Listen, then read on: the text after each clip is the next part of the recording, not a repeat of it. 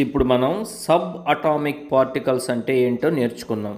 మీకు తెలుసు కదా, ఏ మ్యాటర్ అయినా సరే మాలిక్యూల్స్ తోటి నిర్మించబడి ఉంటుంది. మాలిక్యూల్స్ అంటే తెలుగులో అణువులు అన్నమాట. అంటే కొన్ని అణువుల్ని కలిపితే ఏ పదార్థమైనా వస్తుంది. ఓకే, ఈ మాలిక్యూల్స్ అనేవి ఏ షేప్లో ఉంటాయి? ఒక్కొక్క పదార్థానికి చెందిన మాలిక్యూల్స్ ఒక్కొక్క షేప్లో ఉంటాయి. అంటే డైమండ్ ఉందనుకోండి, డైమండ్ యొక్క మాలిక్యూల్ ఒక షేప్లో ఉంటే కార్బన్ డైఆక్సైడ్ యొక్క మాలిక్యూల్ ఇంకొక షేప్లో ఉంటుందన్నమాట. మరి ఈ మాలిక్యూల్స్ వేటితో నిర్మించబడి ఉంటాయి అంటే కొన్ని యాటమ్స్ అంటే పరమాణువులు కలిస్తే మాలిక్యూల్ అనేది వస్తుందన్నమాట.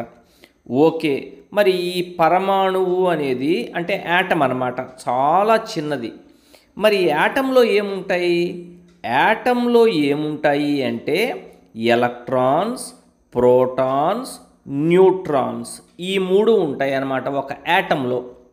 ఈ మూడిటిని సబ్ అటామిక్ పార్టికల్స్ అంటారు. మరి ఏ యాటమ్ తీసుకున్నా సరే, అంటే మీరు ఆక్సిజన్ యాటమ్ తీసుకున్నా, నైట్రోజన్ యాటమ్ తీసుకున్నా, కార్బన్ యాటమ్ తీసుకున్నా, ఏ యాటమ్ తీసుకున్నా సరే ఈ మూడే ఉంటాయి: ఎలక్ట్రాన్, ప్రోటాన్, న్యూట్రాన్. అయితే వీటి నంబర్స్లో తేడా ఉంటాయి అన్నమాట. సో వీటి మూడింటిని సబ్ అటామిక్ పార్టికల్స్ అంటారు. వీటిలో న్యూట్రాన్, ప్రోటాన్ వీటి రెండిటికి ఒకే మాస్ ఉంటుంది. ఎలక్ట్రాన్కు మాత్రం నెగ్లిజబుల్ మాస్ ఉంటుందన్నమాట.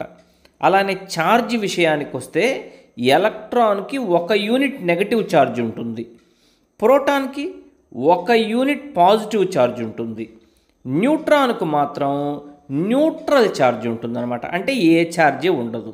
ఓకేనా?